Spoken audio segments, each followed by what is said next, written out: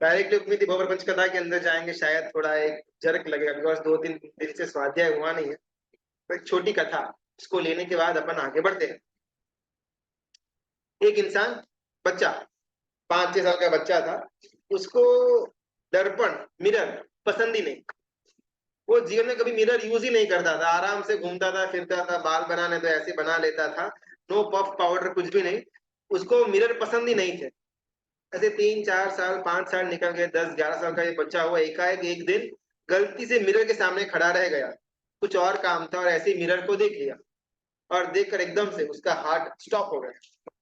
इतना गंदा उसका रूप था, उसका वो क्या बोलते हैं, ट्रायंगल शेप का माथा था। तो पहले वो टिंकल के अंदर वो सुपांटी नाम का एक कैरेक्टर आता था बहुत साल पहले, उसका एक अजीब सा वो गरीब माथा था, उसका सिर था। ऐसा उसका सिर था, एकदम ब्रश के माफिक उसके बाल थे। बहुत ही काला उसका रंग था, एकदम दुबला हाथ और पैर था। बहुत ही मोटा उसका पेट था, नक नाखून भी एकदम आड़े टेढ़े थे। और हर एक जगह से उसका बॉडी का जो प्रपोर्शन था वो डिसप्रपोर्शनेट था। उसको लगा, अरे यार बाप रे, मैं इतना खतरनाक दिखता हूँ क्या। और उसको लगा कि अच्छा, तो इतने साल तक मेरे फ्रेंड्स हैं, मेरे जितने भी करीब वाले हैं, वो लोग मुझे ऐसा ही देख रहे थे। ओ हो, क्या बात है, छी, बहुत गंदा है। दुर्भाग्यवश ये बच्चे को बचपन से ही माता पिता उसके जब छोटा था उसी टाइम परलोक सिधा गए थे, तो उसको माता पिता का कोई सहवास नहीं मिला हुआ था। और माता पिता की तरफ से कोई स्नेह भी नहीं था, बिकॉज माता पिता ही नहीं थे। तो छोटी उम्र के अंदर जब माता पिता का निधन हो गया, तो उसके बाद इस बच्चे के मामा, उन्होंने इसका पूरा का पूरा संभाल लिया हुआ था ये बच्चे को, और उसके गार्डियन बन चुके थे। लेकिन ये मामा को भी बहुत ज्यादा कुछ प्रेम वेम नहीं था, लेकिन दया भाव था। बेचारा छोटा है, इतना कदरूपा है, किसी अनाथ आश्रम के अंदर जाएगा तो भी इसको तो कोई लेने वाला है नहीं। तो ये छोटा बच्चा किधर घूमता फिरेगा, तो ठीक है मैं उसको रख लेता हूँ। दया भाव में आकर के इस मामा ने इस बच्चे को अपना बना लिया, गोद ले लिया। लेकिन कोई प्रेम भाव स्नेह भाव नहीं था, सिर्फ दया भाव था। जैसे ये बच्चा थोड़ा बड़ा होता है, ये मामा ने बोला, कब तक तू घर पर बैठा रहेगा, फ्री की रोटियां तोड़ेगा। दुकान आना, थोड़ा बहुत काम काज कर, 2 पैसे भी तू कमाएगा तो देखो तेरी लाइफ भी सेटल डाउन हो जाएगी। हाँ बराबर है। और वैसे भी आवाज नहीं आ रहा क्या? मेरे ख्याल से आवाज तो मैंने तो प्रॉपर रखा हुआ है। बोला कि दुकान आ जा, तो दुकान आएगा तो शायद कुछ काम करेगा तो 2 पैसे भी मिलेंगे, तो तेरा लाइफ भी आगे सेटलमेंट हो जाएगा। कब तक तू यहीं पर पड़ा रहेगा। यहाँ बात तो बराबर है। दुकान आना शुरू कर दिया इस बच्चे ने। और दिन रात कड़ी मेहनत करके दुकान में काम करता है, बिकॉज इसके मन में ऐसे ही था कि मेरे मामा मेरे लिए सर्वस्व है। मामा अगर न होते तो शायद मेरा आज ये अस्तित्व भी न होता। तो ऐसे मामा की दुकान में मुझे काम करने का अवसर मिला हुआ है, इतने सालों से उन्होंने मुझे पाला है, पोसा है, बड़ा किया हुआ है। तो ये तो मेरा कर्तव्य बनता है कि मैं दिन रात कड़ी मेहनत करूं इनके लिए। 5-6-7 साल निकल जाते हैं मेहनत करते करते करते। तो वो युवान अवस्था आ जाती है, लगभग 16-17-18 साल का ये युवान हो जाता है।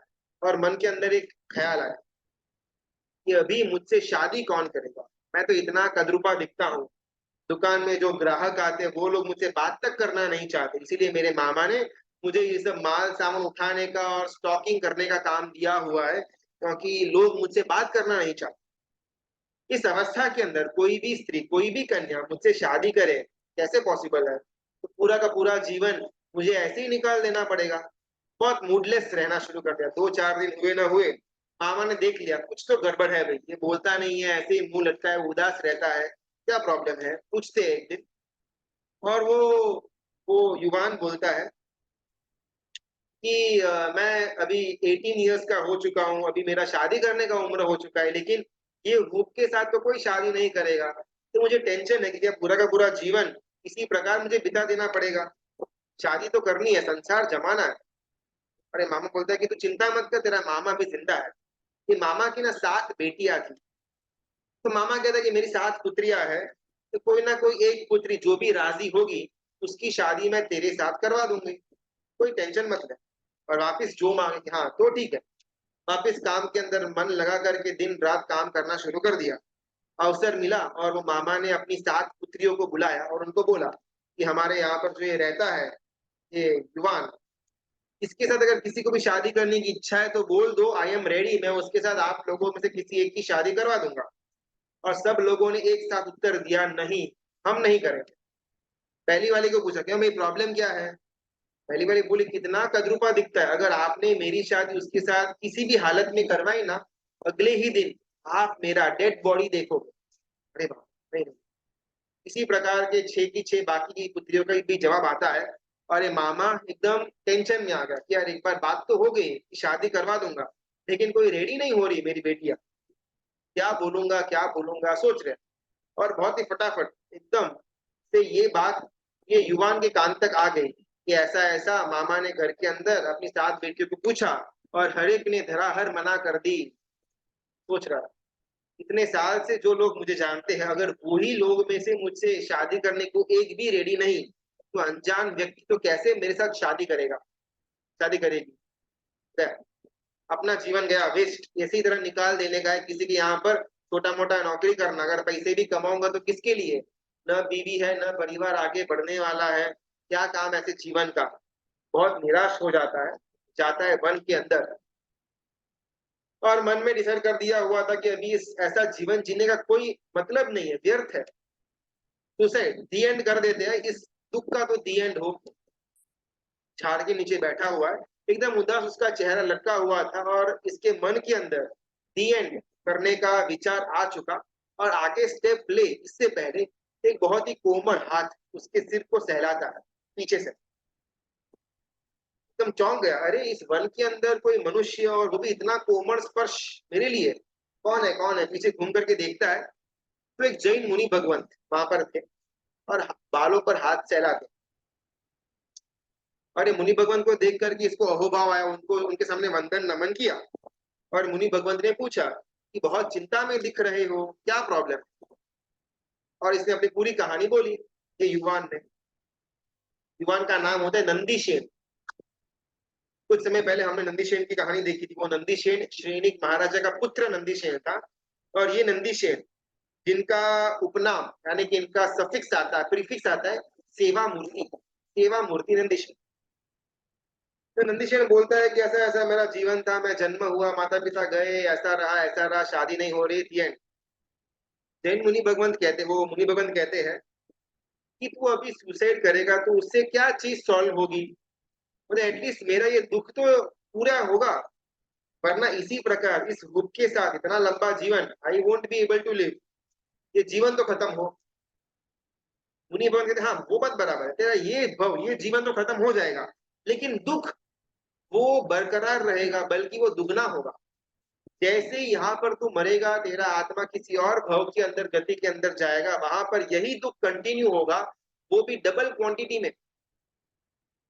यहाँ पर तू मरेगा तो स्मशान के अंदर सिर्फ तेरा शरीर जलेगा, तेरे कर्म या तेरा आत्मा नहीं जलेगा, वो तो तू साथ में अपने साथ अगले भव के अंदर लेकर के जाने वाला है। तो ये तो भव भव तक यही दुख चलेगा, तू छूटने का प्रयास करेगा, वही एक और भव के अंदर वो दुख की शुरुआत हो जाएगी।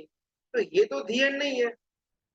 बात तो बराबर बोल रहे हो, लेकिन फिर ये दुख के साथ रहना कैसे? ये पॉसिबल नहीं है, तो कुछ रास्ता दिखाओ। तो मुनि भगवंत कहते हैं कि देखो, जीवन का दी एंड करोगे तो सिर्फ शरीर जाएगा, आत्मा और कर्म तो बरकरार रहेंगे। अगर तुझे दुख से दूर होना है, दुख से बाहर निकलना है, तो जिस कारण से दुख उत्पन्न हुआ, वो कारण उसको खत्म कर दे। मतलब कैसे? कोई भी दुख पाप कर्म के उदय के कारण जीवन के अंदर आता है, तो दुख को दूर करे, इससे अच्छा कि तो पाप कर्म को ही दूर कर दे। ये आइडिया बराबर है, पाप कर्म को दूर कर देंगे, लेकिन करना कैसे? मुझे तो कुछ मालूम नहीं है। एकदम सिंपल है, तू हमारे साथ जैन दीक्षा अंगीकार कर ले। वैसे भी तेरे तो आगे पीछे कोई है नहीं, तू बोल रहा है, और अगर तू गायब हो गया, इससे तेरे मामा को शांति होगी कि चलो गया तो गया, पूरा बला टली, वरना यहाँ पर रहता, शादी शादी शादी करके दिमाग खा जाता, तो तुझे ढूंढने वाला तो कोई है ही नहीं। एटलीस्ट अगर तू दीक्षा ले लेगा, हमारे सहवर्ती महात्मा मुनि भगवंत जो है, वो लोग तेरे साथ बातचीत करेंगे, देखभाल करेंगे, स्नेह करेंगे, मैत्री भाव आदान प्रदान करेंगे, और ज्ञान साधना वगैरह करवाएंगे। तो इससे तेरा थोड़ा थोड़ा थोड़ा करके पाप कर्म कम होगा, और तेरा दुख एक समय कंप्लीटली सर्वनाश हो जाएगा। ये आइडिया अच्छा, हाँ ठीक है, तो मैं दीक्षा ले लेता हूँ। और ये नंदी शेठ तब युवा दीक्षित हो जाता है। दीक्षा लेने के बाद जैसे ही थोड़ा बहुत ज्ञान साधना वगैरह की, तो अपने गुरु भगवान से मालूम पड़ा इसको कि अगर दुख को दूर करना है, सौभाग्य की प्राप्ति करनी है, तो वैयावच वो अच्छा रास्ता है, बिकॉज ज्ञान अपने को चढ़ता नहीं है। और ऐसा मुंह लेकर के अगर मैं प्रवचन भी करूंगा ना, कोई मेरी बात सुनने वाला है, सब मुझे हंसी मजाक में उड़ा देंगे। तो मैं तपश्चर्या और वयावच ये दोनों मेरे पास बचे रहते हैं साधु की भूमिका के अंदर। इससे ज्यादा तो मैं कुछ कर नहीं पाऊंगा, न ज्ञान चढ़ता है, न ही मैं ज्ञान दे पाऊंगा, तो वो रास्ता साइड में बचा तप और वयावच, वो अपन करेंगे। जिस दिन दीक्षा हुई उसके अगले दिन से छठ यानी कि बेला, दो उपवास इकट्ठा करना, फिर नेक्स्ट डे आइंबिल करना पारने के अंदर, और वापस बेला का पचखाना यानी कि छठ। छठ आंबिल छठ आंबिल करता गया करता गया करता गया। और इसने स्टार्टिंग से ही बयावच के अंदर जबरदस्त अपना नाम कमाया हुआ था। किसी भी गुरु भगवान को, बाल हो, वृद्ध हो, ग्लान हो, तपस्वी हो, रोगी हो, कुछ भी हो, अगर बयावच करनी है तो भागा भागा ये नंदीशेन मुनि उनके पास पहुंच जाता। और इसने जीवन के अंदर एक नियम लिया हुआ था कि जब तक मैं मुनि भगवंत का वयावच नहीं करता, तब तक मैं पचखान नहीं पालूंगा। चाहे वो छठ के अंदर पानी पीने का पचखान हो, या आइंबिल के अंदर गोचरी आहार वापरने का पचखान हो, जब तक सहवर्ती जितने भी साथ में मुनि भगवंत है उनकी जरूर पूर्ति वयावच नहीं हो जाती, तब तक मैं पचखान नहीं पालूंगा। कुछ चाल निकलते हैं। और पूरे संघ के अंदर, समुदाय के अंदर, गच्छ के अंदर, श्रावकों के अंदर भी ये नंदीशेन मुनि भगवंत का नाम सेवा मूर्ति नंदीशेन इस प्रकार प्रख्यात हो जाता है। कहीं पर किसी को भी वयावच की आवश्यकता हो, ये भागे भागे चले आते हैं। एक दिन ये नंदीशेन मुनि भगवंत, छठ बेला था, और आज उसका पारण्या आइंबिल से करना है एज यूजुअल। आइंबिल करने बैठे हुए, गोचरी बहर करके लाए हुए, वापरना का शुरू किया हुआ है। जो भी साथ में भोजन था उसका एक कवा लिया, बस खाने की शुरुआत मुंह के अंदर डालने ही वाले थे। इतने में वो उपाश्रय के गेट पर एक मुनि भगवंत आते हैं और जोर से चिल्लाते हैं, कहाँ गया वो नंदीशेन। जैसे अपना नाम सुना और मालूम पड़ा कोई चिल्ला रहा है, क्रोध के अंदर है, वो कवा रख दिया और उठ करके वो मुनि भगवंत के पास गए कि मैं ही नंदीशेन हूँ, जी बोलिए क्या प्रॉब्लम हुआ।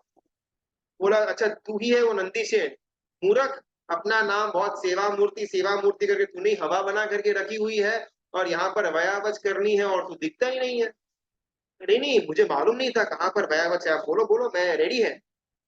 बोला हम लोग, मैं और मेरे साथी एक गुरु भगवंत है, हम दोनों विहार करके आ रहे थे, और वो एक और जो गुरु भगवंत है वो नगर की सीमा पर रुक गए हैं, उनकी तबीयत ठीक नहीं है। तो एक काम कर, फटाफट पानी थोड़ा वापरने के लिए लेकर के जा घड़े के अंदर, उनको आवश्यकता है, और उनको यहाँ पर लेकर के आ। जी अब भी गया, निषेध भागा, घड़ा लेकर के गया, 10 12 13 घरों के अंदर गया, हर एक घर में दूषित पानी मिलता था, निर्दोष पानी नहीं मिला। 14वें घर के अंदर इसको निर्दोष पानी थोड़ा बहुत मिला। फटाफट घड़े के अंदर भर करके भागा, गांव की सीमा पर देखा तो एक वृद्ध मुनि भगवंत बैठे हुए थे, और दूर से इनको आता हुआ देख चिल्लाते, अरे नंदी सेन किधर मर गया था तू इतना देर। जी जी गुरु भगवान, अभी आया अभी आया, फटाफट भागता है। और वहां जाकर के मालूम पड़ा कि ये वृद्ध मुनि भगवंत को दस्त हुए थे। दस्त रुकने का नाम नहीं ले रहे, बहुत कम समय के अंतराल में दस्त होते रहते थे, और इसके कारण पूरा इनका शरीर भी बिगड़ चुका था, और पहने हुए कपड़े भी मलिन हो गए थे। और बुद्ध मुनि भगवान ने बोला तो पानी लेकर के आए, जी गुरु भगवान लेकर के आए, तो फटाफट ये कपड़े धो दे, मेरे को भी साफ कर दे। या शायद अपन हो ना, अपने लिए अगर अपन कल्पना करें, चांस ही नहीं। एक तो सबसे पहले अपन पारना करने के लिए बैठे हुए हैं, चाहे आम्बिल हो एकासना हो बाद में देखेंगे। पारना करने बैठे, 2 दिन का भूख लगा हुआ है, कवा यहाँ तक आ गया है। उस समय अगर हमको एक जरा सा भी विलम्ब हो जाए, 2 5 मिनट का काम बीच में आ जाए, हमारा दिमाग फटता है, हमको मालूम। उसमें भी कोई अनजान व्यक्ति आकर के हमको गाली गलौज करे कि मूर्ख है, हरामी है, पागल है, ऐसा बोले, कितना गुस्सा। उसके बाद हमको ऐसा ये अलग अलग घर में घूमना, पानी लेकर के आना, नगर के बाहर तक चल करके जाना। दोपहर का समय होगा, आइंबिल करने बैठे हैं तो दोपहर की गर्मी के अंदर भाग करके जाना, फिर वहां पर जाकर के देखा तो कोई मुनि भगवंत दस्त में पूरा का पूरा शरीर खराब करके बैठे हुए हैं, उनको साफ करना अपन खुद के लिए कल्पना भी न कर पाए, ऐसी परिस्थिति ये नंदीशेन मुनि भगवंत के जीवन में आती है। लेकिन मैजिकली या पुरुषार्थ के कारण कुछ भी हो, मन के अंदर बिल्कुल भी दुर्भाव नहीं, उल्टा सद्भाव कि ऐसे वृद्ध मुनि भगवंत, ग्लान मुनि भगवंत की सेवा करने का मौका मुझे मिला, ये मेरा अहोभाग्य। अपने को बहुत बार लगता है कि मेरा बस नेचर ऐसा है, मैं मेरे को कोई भी चीज ना परफेक्ट चाहिए, अगर ऐसा है तो ही मैं खा पाएगा, वरना ऐसी जगह पर मेरे को चलता नहीं है। अगर रात को एसी 22 के ऊपर न हो तो मैं सो नहीं पाता। रात को ना मेरे को मेरा वो चादर है वो तो चाहिए ही चाहिए। मेरी गाड़ी ही मेरे को कंफर्टेबल लगती है, बाकी ये बाकी की गाड़ी मैं बराबर चला नहीं पाता। मेरे को ऐसा ऐसा चाहिए, अपने को बहुत अपने लिए एक हवा हमने फैला करके रखी हुई है कि मेरा ये नित्य क्रम है, मेरा ये एटीट्यूड है, मेरे को यही चीज चाहिए, अगर ये नहीं मिलती तो मैं फंक्शन नहीं कर सकता। हम सबको खुद के लिए ऐसा भ्रम होता है। और कहां पर ये नंदिश है, मुनि भगवंत को साफ कर रहा है, और जैसे जैसे मुनि भगवंत को साफ करते हैं, दुर्गंध और ज्यादा आती रहती है।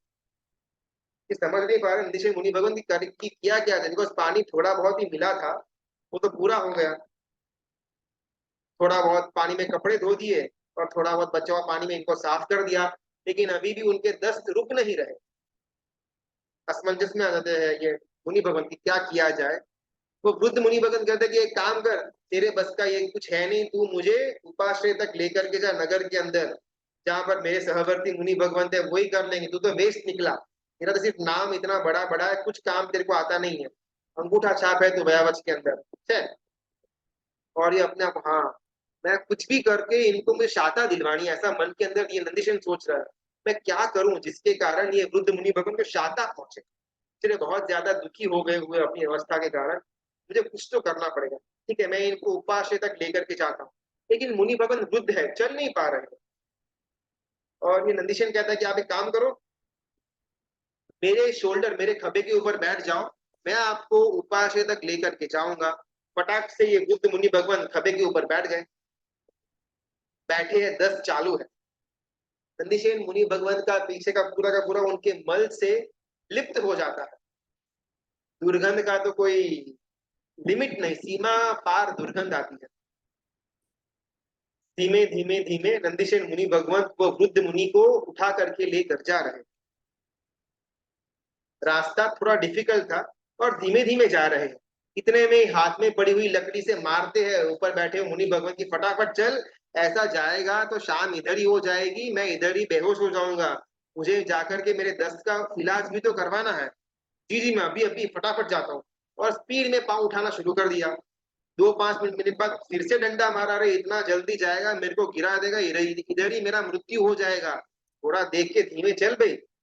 वापिस स्पीड को मीडियम कर दिया। जैसे तैसे करके उपाश्रय तक पहुंचे और उपाश्रय के स्टेप्स चढ़ना शुरू किया। उतने में तो वो वृद्ध मुनि भगवंत भी गायब, उनके सहवर्ती मुनि भगवंत भी गायब, उनके कपड़े भी एकदम स्वच्छ हो गए नंदीश्वर मुनि भगवंत के। और जैसे ही उपाश्रय के अंदर पहुंचे, एक दिव्य आकृति वहां पर खड़ी थी, और वो देव इस मुनि भगवंत को देख करके वंदन नमन करते हैं कि आपके वयावच नाम के गुण की बात प्रशंसा देवलोक में इंद्र महाराजा हमारी सभा के अंदर कर रहे थे, और मुझे लगा किसी मनुष्य के अंदर इतना ज्यादा जबरदस्त वयावच होना पॉसिबल नहीं है, और आपके उस वयावच भाव का टेस्टिंग करने के लिए मैं यहाँ पर आया हुआ हूँ, और आप अव्वल नंबर से पास हुए। ये ना देव थे, तो देव मन के विचार को जान पाते। और ये देव देव उस समय कहते हैं कि ये मेरे लिए बहुत आश्चर्यजनक बात है कि इतनी दुष्कर अवस्था के अंदर भी आपके मन में एक भी अशुभ विचार नहीं आया। कोई मुनि भगवंत ने आकर के आपको चिल्लाया, गाली गलौज करी, अनजान मुनि भगवंत थे, फिर भी मन में नो अशुभ भाव। गोचरी बहरने गए, घर घर जाना पड़ा, नो अशुभ भाव। चल करके आना पड़ा, खाना छोड़ करके, कोई अशुभ भाव नहीं। आकर के साफ करना पड़ा, कोई अशुभ भाव नहीं। खभे पर बैठे बैठे वो दस्त जा रहे तेरे शरीर के ऊपर, फिर भी कोई दुर्भाव नहीं, कैसे पॉसिबल। देव बहुत ज्यादा प्रभावित हो जाते हैं और इनको बहुत बार वंदन नमस्कार इनका जय जयकार करके वो देव अपने स्थान पर लौट जाते हैं। ये नंदीशेन मुनि भगवान अगले 12,000 सालों तक संयम धर्म की पालनी करते, उत्कृष्ट व्यावच करते हैं, लेकिन आखिरी कुछ पलों के अंदर अपनी समाधि को खो बैठते। आखिरी कुछ पलों के अंदर सोचते हैं कि मेरा पूरा का पूरा ये जीवन मेरे को इतना खराब रूप मिला हुआ था, जिसके कारण कोई भी स्त्री मेरा संपर्क करना नहीं चाहती थी। तो अगर अगर तप का बल है, संयम का बल अगर मुझे मिला हुआ हो, तो मुझे अगले आने वाले भव के अंदर सुंदर रूप वाला देह चाहिए। ऐसा नियाना करके कालधर्म हो जाता है, महाशुक्र नाम के देवलोक के अंदर जन्म होता है, और वहां से वो जीव च्यवन करके नेमिनाथ परमात्मा, उनके चचेरे भाई कृष्ण, उनके पिता वासुदेव के रूप में जन्म होता है। वासुदेव, जिनको वासुदेव के भव के अंदर 72,000 72,000 पत्नियों का सहवास मिला हुआ था, वो ये सेवा मूर्ति नंदीशेन का जी को ना, इससे बहुत सुंदर एक बात बाहर लेंगे कि हमको लगता है कभी कभार कि भाई हम, मेरा नेचर ऐसा है, मैं अपने आप को चेंज नहीं कर पाता, कितना भी करूँ ना बस मैं ऐसा ही हूँ, फुल स्टॉप। लेकिन ऐसा होता नहीं है। अगर किसी भी चीज को, चाहे शुभता वाली हो या अशुभता वाली हो, किसी भी चीज को रिपीटेडली किया जाए मन से, वचन से और काया से, तो हमारा अंदर का बिहेवियर हो या एटीट्यूड हो या हमारी विचारधारा हो या हमारी एक मान्यता हो, उसको चेंज करने की क्षमता वो रखता है। ये नंदिश है युवा अवस्था के अंदर कितना वो एक डिप्रेशन वाला या स्ट्रेस वाला आत्महत्या करने तक पहुंच गया हुआ था, वही नंदीशेन युवान, नंदीशेन मुनि भगवंत बन करके इतना जबरदस्त भयावच के अंदर आगे बढ़ सकता है कि किसी अनजान मुनि भगवंत का मल अगर पीछे गिर रहा हो, उसमें उसको हाथ लगाकर दूर करने का तो बहुत दूर की बात, उसके द्वारा मन के अंदर हल्का सा दूर विचार भी उत्पन्न न हो, इस कक्षा तक अपने आप को लेकर जा पाए। हमको उस प्रकार का संस्कार सदागम के साथ बनाना है। चाहे जीवन के अंदर कुछ भी हो जाए, मेरा ये 1 घंटे का, आधा घंटे का, 15 मिनट का स्वाध्याय का जो समय है, वो कोई मुझसे छीन नहीं सकता। चाहे ऑफिस में लेट हो जाए, बाहर घूमने के लिए जाना पड़े, फंक्शन है, तबीयत ठीक नहीं, चाहे कुछ भी हो, लेकिन मैंने मेरे पूरे 24 घंटे में सिर्फ 15 मिनट या 20 मिनट या आधा घंटा मैंने स्वाध्याय को दिया हुआ है, और वो अभी मेरा संस्कार बन चुका है। उसके बिना मैं रह नहीं सकता। चाहे मेरा कितना भी रोग मुझे मुझे 10 भी क्यों ना हो जाए, लेकिन मैं प्रतिदिन 15 मिनट का स्वाध्याय तो करूंगा, या प्रतिदिन 15 मिनट परमात्मा की आराधना तो करूंगा, स्तवना करूंगा, प्रतिदिन एक माला गिनूंगा, जो भी हमको इच्छा हो, जिसमें भी हमारा चित्त एक अपने रुचि को उत्पन्न कर पाए, वो धर्म का अंग। लेकिन ऐसा हमारे जीवन में होना चाहिए। शायद कुछ दिनों तक, 2 महीना 3 महीना तक हमको अपने आप को थोड़ा बहुत प्रेशराइज करना पड़े कि नहीं भी स्वाध्याय करना है, नहीं माला गिननी है, नहीं सामयिक करना है, कोई एक ना एक चीज। लेकिन कुछ समय जाते ही अगर हमने वो कुछ समय के अंदर मन के साथ वो आराधना करी हुई होगी, तो बाकी का पूरा जीवन के अंदर वो धर्म का अंग संस्कार के रूप में हमारे साथ जुड़ जाता है, जो भवांतर तक भी हमारे साथ रहता है। हमको हमारा धर्म सिर्फ इस भव तक आकर के स्टॉप नहीं करना, हमको हमारा धर्म संस्कार के अंदर परिवर्तित करके भवांतर में साथ में लेकर जाना। बस भवांतर के अंदर हमको नए से धर्म परमात्मा जिन शासन मिलेगा नहीं मिलेगा मालूम नहीं, लेकिन यहाँ पर मिला हुआ जिन शासन, यहाँ पर मिला हुआ सदागम, यहाँ पर मिला हुआ शुद्ध ज्ञान, अगर इसको हम संस्कार के रूप में बना देते हैं, तो ये संस्कार भवांतर तक हमारे साथ आ सकते हैं।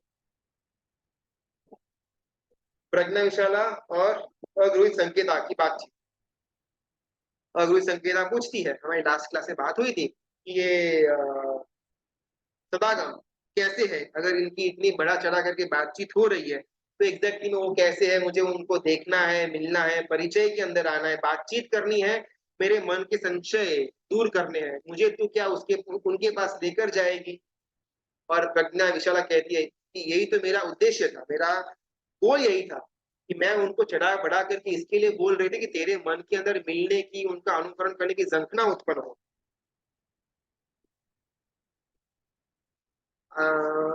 पार्श्वनाथ परमात्मा का सुंदर एक स्तवन है, हम सबको शायद मालूम हो, अंतर्जामी सुनल वे सर, महिमा कृष्ण तुम्हारा।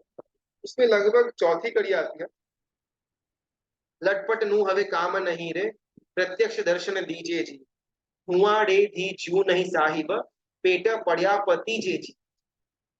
शायद हमको ये कड़ी मालूम हो, लेकिन ज्यादा इसका अर्थ या क्या इसका मीनिंग कन्वे करना चाहते हैं गुरु भगवान, वो शायद मालूम ना हो। यानी कि ये ऐसी एक दशा दिखा रहे हैं कि हे पार्षद परमात्मा, मोक्ष मोक्ष मोक्ष मोक्ष सिद्धत्व बहुत ज्यादा बातें हो गई, अभी मुझे ये सिद्धत्व का पद चखना है।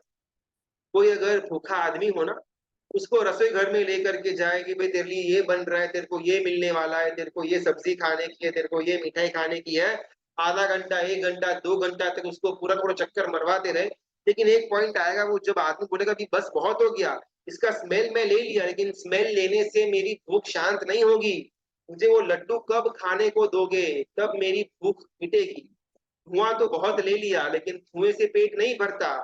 पतीजे तब, पतीले के अंदर पड़ा हुआ सामान जब पेट के अंदर जाएगा, तब तृप्ति होगी। धुआं डे दी चू नहीं साहिब, पेट पड़िया पतीजे जी। इसी प्रकार यहाँ पर अगुहित संकेत है कि बहुत बोल दिया सदागम ये सदागम वो, ठीक है, ओके, मैं समझ गई, लेकिन अभी इनको मिलने की मुझे उत्कंठा उत्पन्न हुई है कि आखिरकार ये है कैसे, इनका रूप कैसा है, दिखते कैसे है, बातचीत कैसे करते हैं, मुझे तो उनके पास ले करके जा। और ये प्रज्ञा विशाला का तो पूरा का पूरा मोटिव ही यही यही था कि ये अगुहित संकेता सदागम के साथ इनका मिलन हो जाए। सदगुरु भगवंत यही चाहते हैं कि स्वाध्याय करने के द्वारा संसारी जीव का परमात्मा की वाणी के साथ एक प्रवज्या, एक शादी, एक संबंध बन जाए। और ये प्रज्ञा विशाला और अद्वैत संकेता दोनों साथ में चलते सदागम के पास उनको मिलने के लिए, और वहां पर उस समय उनके सामने हजारों लोगों की भीड़ जमी हुई थी, और बहुत सुंदर प्रकार से उस सदागम नाम के भगवान शुद्ध ज्ञान के द्वारा सुंदर सुंदर रहस्य तत्व वो हजारों लोगों के सामने प्रकट कर रहे थे। वो हजारों लोग के अंदर ये भी बैठे हुए थे, अद्वैत संकेता और प्रज्ञा विशाला, और इनको परमात्मा की वाणी को सुन करके, हाँ हाँ हाँ, क्या मतलब है, जिन आगम को सुन करके, सदागम को सुन करके अद्वैत संकेता को लगा कि ऐसा क्लैरिटी, ऐसा तत्व की बातें, ऐसा उंडाण, इतना हर्ष, इतना आनंद, अंतर का आनंद मैंने आज तक जीवन में कभी भी देखा नहीं। यहाँ पर सिद्धेश्वरी गणी गुरु भगवान बहुत सुंदर एक प्रश्न करते हैं, कभी भी हमारे जीवन में ऐसी पल आई नहीं, अद्वैत संकेता के स्थान पर हमको संसारिक जीव को रखा गया हुआ है, प्रज्ञा विशाला के स्थान पर सदगुरु भगवंत को, और सदागम के स्थान पर जिन वचन को, जिन आज्ञा को या शुद्ध ज्ञान को, आगम ग्रंथों को। तो जो भी अभी भी अपन जिसका भी स्वाध्याय कर रहे हैं, ये सब कुछ आगम ग्रंथ से ही बाहर निकला हुआ है। तो इनडायरेक्टली हम भी आगम, कोई ना कोई आगम ग्रंथ के किसी ना किसी एक विभाग का स्वाध्याय कर रहे हैं। लेकिन अपने को भी ऐसा आनंद आया नहीं, ये नहीं वो नहीं, इसके पीछे कि साहिब हमारे अंदर तो भाव जागते ही नहीं है, हमारे अंदर तो संसार का राग ही जबरदस्त पड़ा हुआ है, तो इसको हम कैसे कम करें। हम यहाँ से वहां डोलते रहते हैं, कभी संसार के अंदर तो कभी धर्म के अंदर, कोई हम स्थायी है ही नहीं किसी भी जगह पर। तो हमको ये जो सुख की बात कर रहे हो, जो सुख वो अग्रहित संकेता को हुआ था सदागम को देख करके, कि हमको क्यों नहीं हो रहा।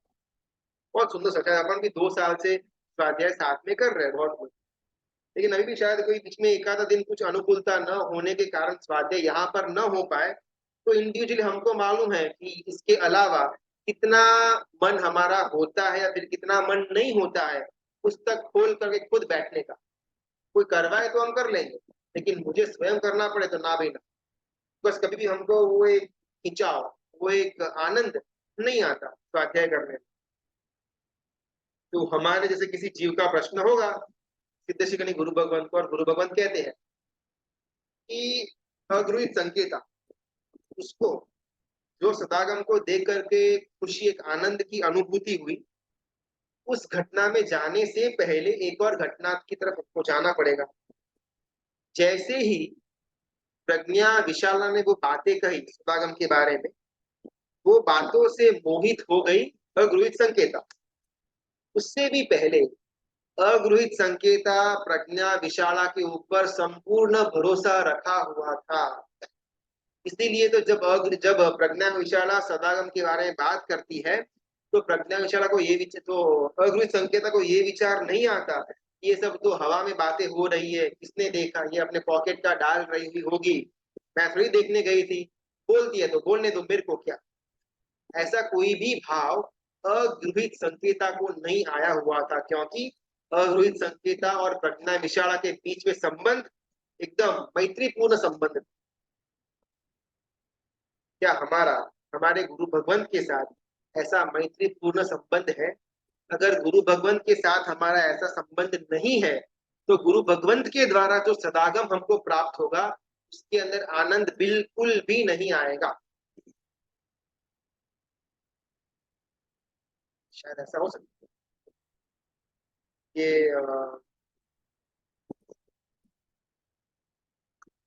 मुनि सुंदर सूरी महाराजा, जिन्होंने छोटी शांति की रचना की, जिन्होंने संतिगरम की रचना की, संतिगरम स्तोत्र की रचना, कैसे मुनि सुंदर सूरी महाराज अपने ग्रंथ के अंदर बहुत सुंदर बात करते हैं कि दीक्षा लेनी चाहिए, आगे जाकर ये करना चाहिए तो अपने को मोक्ष मिलेगा, ऐसी बातें करते हैं।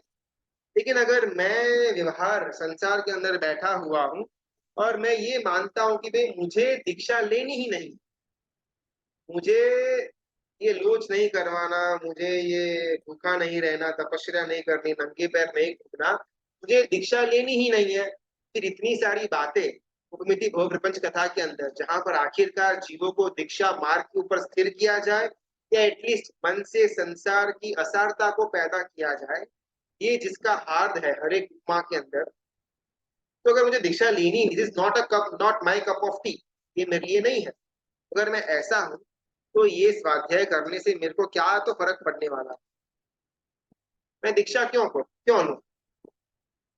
तो मुनि सुंदरी महाराज अपने ग्रंथ के अंदर लिखते हैं कि दीक्षा लेने से मोक्ष मिलेगा, वो बात कंफर्म है, लेकिन अगर मेरे को मोक्ष नहीं चाहिए, फॉर एग्जाम्पल बिकॉज मैं दीक्षा नहीं ले पाऊंगा, तो बहुत सुंदर प्रश्न करते हैं।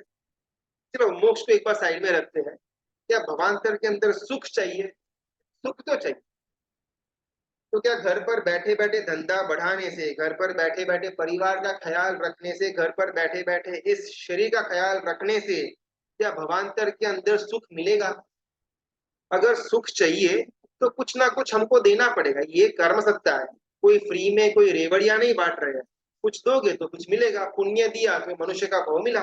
ओके, भाई भवांतर के अंदर सुख चाहिए तो कुछ ना कुछ तो देना पड़ेगा ना कर्म सत्ता को, तो दोगे क्या? अगर पूरा का पूरा जीवन के अंदर सिर्फ संसार को पकड़ करके बैठे हुए हैं, तो हमने न गुणों की प्राप्ति करी न पुण्य की प्राप्ति करी, फिर भवांतर के अंदर हमको सुख मिलेगा कौन से बेसिस के ऊपर?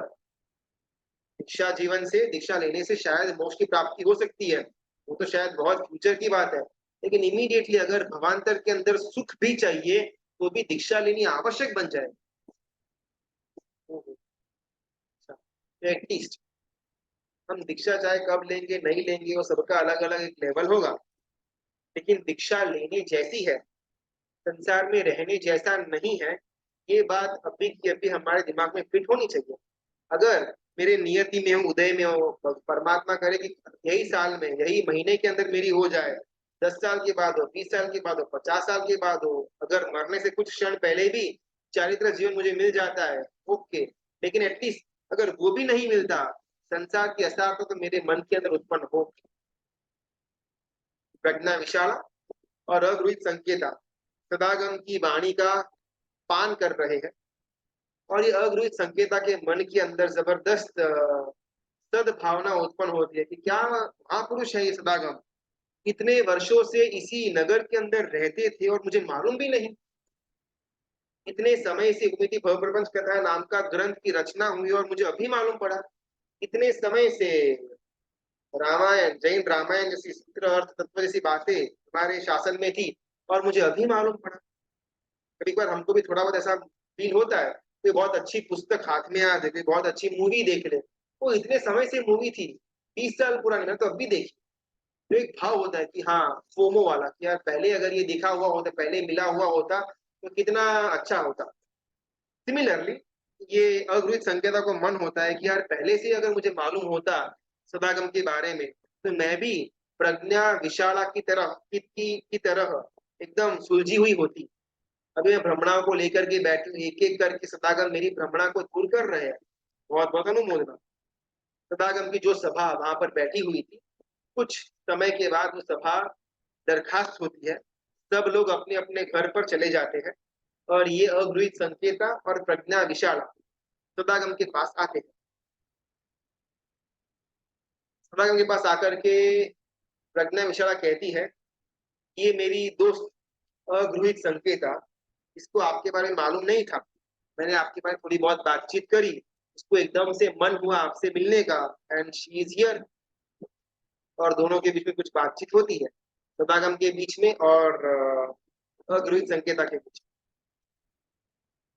10-15 मिनट हुई ना हुई, और ये सदागम ने प्रज्ञा विशाला को बोला कि आपको मालूम पड़ा वो कर्म परिणाम राजा और देवी के का एक पुत्र हुआ भव्य पुरुष, यहाँ मालूम है ना? आई नो आप बहुत खुश थे वो न्यूज सुन करके। हाँ हाँ हाँ, बराबर।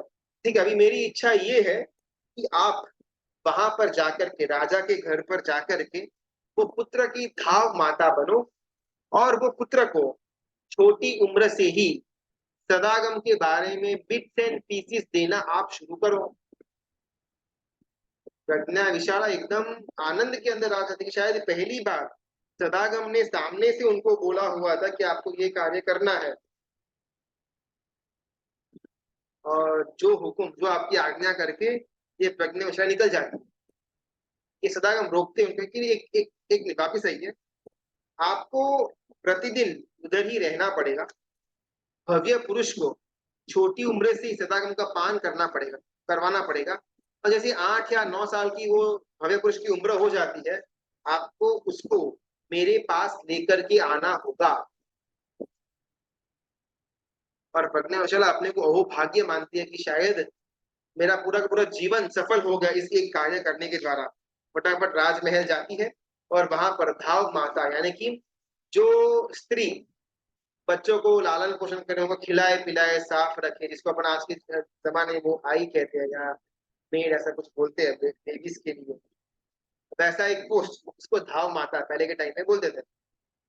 वो धाव माता की जॉब के लिए अप्लाई करती है, और वहां पर रानी का बहुत निकटतम उनका परिचय निकाल करके ये प्रज्ञा विशाला धाव माता, धात्री जिसको बोलते हैं, वो धात्री बन जाती है। एवरी डे वो भव्य पुरुष उसको नहलाना पिलाना साफ करना खेलना, उसको उससे बातें करना, उसको खुश रखना, इन्हीं सब कार्यों के अंदर प्रज्ञा विशाला जुड़ जाती है।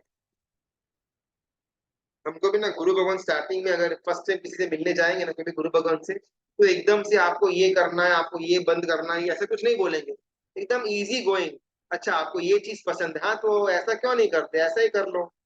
धीमे धीमे धीमे जैसे जैसे एक घाव माता बच्चे को उसको खिलाती भी है पिलाती भी है खेलती भी है।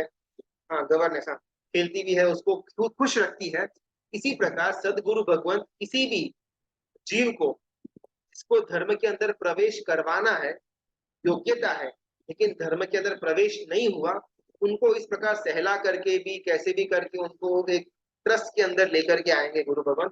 और फिर धीमे धीमे धीमे उनके जीवन के अंदर वो धर्म का रूपांतर होगा। धाव माता बन करके प्रज्ञा विशाला राजमहल के अंदर एंट्री ले लेती है। 1 महीना गया, 2 महीना, 6 महीना, साल, 2 साल, 4 साल, 6 साल, 8 साल, रोज का यही रूटीन, सुबह उठना, राजमहल जाना, भव्य पुरुष नाम का राजकुमार उसके साथ लालन पोषण खेलना पिलना सब कुछ करना, और रात हुई तब वापिस आ जाना अपने घर पर। उनको उसने वो प्रज्ञा विशाला ने वहां पर जॉब ले ली थी राजमहल के अंदर।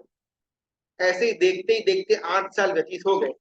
अगुहित संकेता, उसका भी अच्छा परिचय भी अभी सदागम के साथ हो गया हुआ है, तो वो भी एवरीडे सदागम की जो सभा भरती थी वहां पर आ जाती थी। 8 साल हो गए। 8 साल बाद अभी ये धाव माता यानी कि प्रज्ञा विशाला उसने सोचा ये भी समय हो चुका है कि ये भव्य पुरुष को सदागम के साथ इंट्रो दिया जाए। भाव माता भी छोटा छोटा छोटा धर्म का ज्ञान भव्य पुरुष को देती गई थी। तीर्थंकर परमात्मा कौन होते हैं, पाप पुण्य क्या होता है, भवांतर क्या होता है, आने वाला भव, पूर्व भव, कर्म, सब छोटी छोटी जो बालकों को समझ में आए उस भाषा में उसके साथ बात करती है। और वो बच्चे को भी, भव्य पुरुष को भी ये प्रज्ञा विशाला के साथ एक मैत्री का एक एक संबंध, एक आत्मीयता बंद हो जाती। तो ये प्रज्ञा विशाला उसने सोचा कि अगर मैं रानी को बोलूंगी कि भव्य पुरुष को मैं लेकर के जा रही हूँ सदागम के पास, तो वो शायद मना कर देगी, चिल्लाएगी कि नहीं नहीं ये नहीं वो नहीं। मैं एक काम करती हूँ, छुप करके भव्य पुरुष को मेरे साथ लेकर के चलती हूँ। वैसे भी ये बच्चा तो मेरा एकदम खास बन चुका है, तो अगर मैं बोलूंगी तो मेरे साथ चुपचाप आ जाएगा। ऐसा करके ये प्रज्ञा विशाला ये छोटे से बाल भव्य पुरुष को हाथ पकड़ करके सदागम के पास ले करके जाती। अपने को भी जब गुरु भगवान के साथ परिचय होना तब स्टार्टिंग है, 2 महीने, 6 महीने, साल भर, 1.5 साल, 2 साल बस एकदम प्रेम भरा, एकदम छोटे बच्चे की तरह अपने को रखते हैं कि अच्छा आपको ये करना है, कोई बात नहीं, कर लो, चलता है। फिर आकर के आप इतना छोटा सा एक पश्चाताप कर लेना, कोई प्रॉब्लम नहीं। कहीं पर भी धर्म बहुत ज्यादा स्ट्रिक्ट है, रूढ़िचुस्त है, मेरे लिए नहीं है, ऐसा हमारे अंदर विचार भी न प्रकट हो, इसका ध्यान गुरु भगवंत रखते हैं। और जैसे मालूम पड़ता है गुरु भगवंत की भी इसके अंदर पात्रता भी और निखर करके बाहर आ रही है, धीमे धीमे धीमे हमको आगमों का ज्ञान देने के द्वारा धर्म के अंदर तटस्थ करते हैं। ये पूरा का पूरा रोल प्ले सदगुरु भगवंत का होता है। प्रज्ञा विशाल अपने साथ ये बाल भव्य पुरुष को सदागम के पास लेकर के जाते हैं। सदागम की उस समय सभा बैठी हुई थी। उस सभा के अंदर ये प्रज्ञा विशाला और भव्य पुरुष ये भी वहां पर विराजमान है। और वो 8 साढ़े 8 साल का भव्य पुरुष बहुत ही सुंदर प्रकार से सदागम भगवान की वाणी का ग्रहण करता है और उसको आनंद होता है। बस पहले से थोड़ा बहुत तो बोला हुआ था प्रज्ञा विशाला ने, कर्म ये वो वगैरह, लेकिन जब आज पूरा का पूरा विस्तार में जानने को मिला, बहुत आनंद हुआ। 1.5 2 घंटे तक ये भव्य पुरुष राजकुमार ने सदागम ना भगवान की वाणी का पान किया। 2 घंटा हुए न हुए और ये सदागम जानते थे कि ये भव्य पुरुष आकर के बैठा हुआ है। और जैसी सभा वहां पर दरखास्त हुई, फटाफट से वो बच्चा 8 साल का भव्य पुरुष यहाँ पर आ जाता है सदागम को मिलने के लिए। सदागम देख करके अति हर्षित और दोनों के बीच में एक सुंदर वार्तालाप की शुरुआत होती है। सदागम भव्य पुरुष, सदागम के पास समस्त ज्ञान पड़ा हुआ है।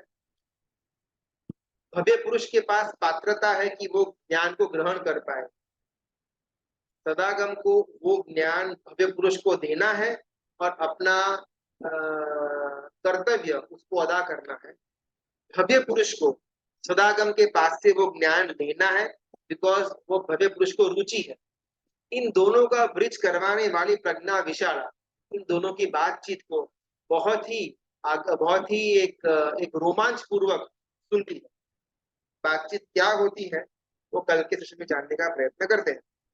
आज के स्टोरी से लेने से एक बात, हमको लगता है कि भी हमारी ऐसी हैबिट्स है, हमारा ऐसा एक एटीट्यूड है, हमारी ऐसी एक टेक है, एक एक दिनचर्या है, शेड्यूल है, उसको अपन चेंज नहीं कर पाए। मुझे 9 बजे खाना चाहिए तो चाहिए, 9 का 10 हो जाएगा ना मैं पागल हो जाएगा।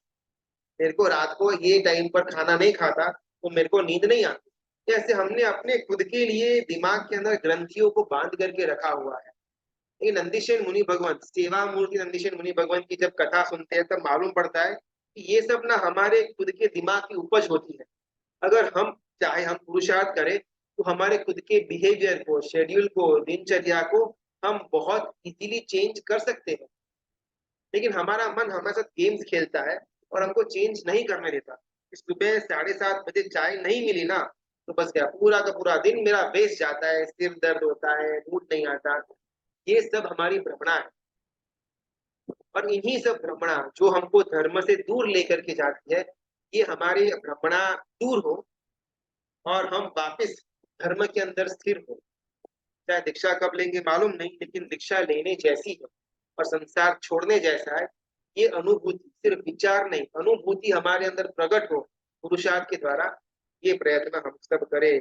परमात्मा की आज्ञा विरुद्ध कुछ भी बोला हुआ हो तो मिच्छामि दुक्कड़म। सबका बहुत बहुत धन्यवाद। अनुमोदना। कल शाम 9:15 बजे यहाँ से आगे दोनों के बीच का वार्तालाप, अ, सदागम का और भजन पुरुष का, इसको हम देखने का प्रयत्न करेंगे।